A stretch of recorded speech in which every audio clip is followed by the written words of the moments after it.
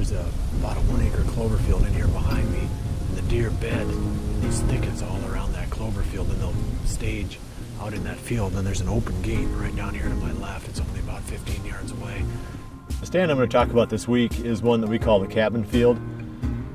And there's a little 1 acre clover plot back in here, and it's the perfect staging area. So as we walk along here, I'm going to kind of take you through this whole process of how this spot works, and possibly how you could either find a spot like this or create one in the area that you hunt.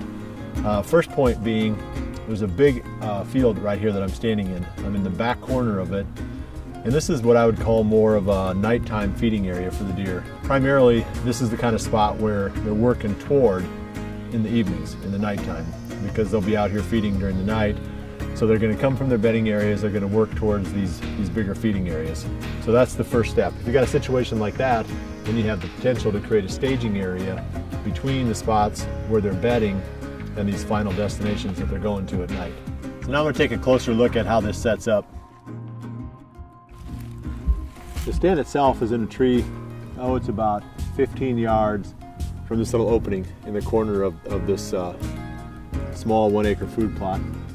You can see it up there. We have to use double sets, of course, because we're filming now. It's not real high. The tree that it's in is not a real big tree, but the location of the stand is what's most important here. We're going to take another little walk forward, and I'll show you what this is all about right here. This is the main area that the deer use when they leave this, I'll call it a staging area, this small food plot back here. Typically they'll come up and they'll funnel through this old gate opening. There's not much fence here, so it's not like they really need this gate opening, but it's kind of traditional now. It's just the path of least resistance. There's no brush here.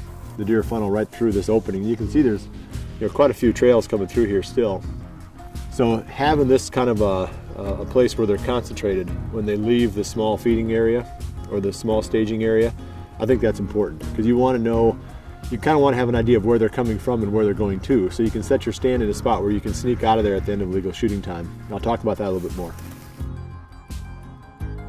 Okay, now I'm out in the food plot itself, and you can see it's pretty small. I think it's about 1 acre, maybe just a little bit more than that. The main attraction here, of course, is that acre to acre and a half of clover.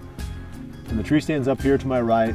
We just came through that gate opening where the deer exit this field. Now the main thing here is, if you look beyond it, we've got this ridge that plays itself out. And the deer love to bed on these ridges. Anytime they can, all throughout the deer's range, they like to bed high. And a lot of times they'll bed where they have the wind at their back, and then they can see everything that's below them. So they're covered on both directions. So they like bedding on these ridges and back on these points. So they do spend quite a bit of time back in here. It's real thick. We did a lot of timber stand improvement back there. So these are classic bedding areas. Bedding areas on the other side of the staging area, food plot from where the stand is. So again, it's the same theme that I've been using on quite a bit of the stand sites that I've been talking about so far. The deer come out and they feed toward the stand. So now I can set up here with the wind blowing at an angle out towards that big field, but not into the big field. So more or less paralleling the fence line of that big field.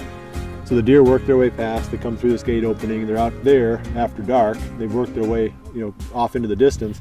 I can climb down and I can sneak out of here pretty easily without spooking any deer.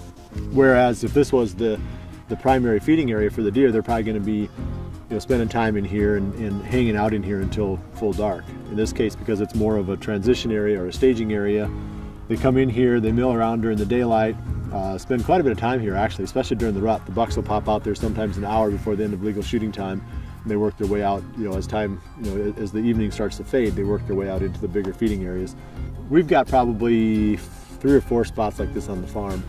And some of them were natural spots like this, and some of them we had to create by going in and cutting down some trees and some brush and opening up areas to put these stands in.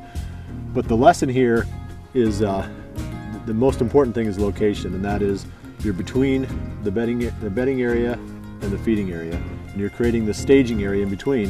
What really focuses the deer there is the food that you put in the staging area. So it's not a real complicated formula. I like to use clover, create a small opening of clover just inside the cover from a larger feeding area, and you've got a classic staging area.